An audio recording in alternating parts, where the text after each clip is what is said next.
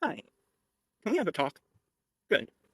In 2007, the United Nations Charter, the United Nations Convention on Rights of Persons with Disabilities, was held for open signing.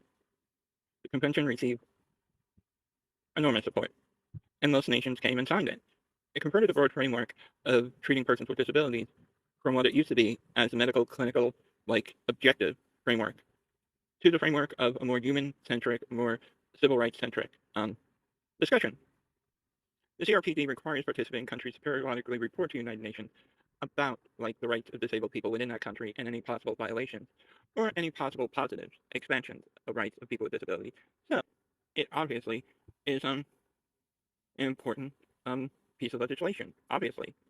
And since the United Nations has formally adopted it as a resolution, it's pretty heavy. And one of the things in it is it recognizes sign language or as an official language in and of itself, which is paramount because then it says sign languages. Yes, I do use the S are recognized as official languages, and that the different communities of disability are recognized as their own.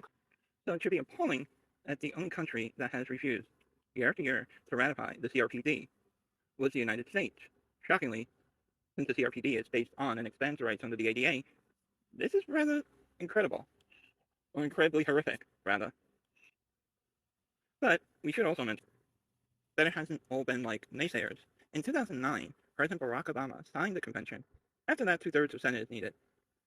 But again, hardly enough, the same Congress that passed the ADAA just a year earlier, helping to blind people with disabilities so they can access their rights, refused to ratify the very notion they were working on that year. Also ironic, the ADAA went into effect on January 1st, 2009, the same year that Congress should have ratified the CRPD. So it begs the question, if the United States is all about rights, why do they keep on failing to pass, or rather to ratify, the resolutions that so uphold those rights for people who are otherwise marginalized? Makes you think the rights they're given are just mock rights to pacify us until they're ready to take them away.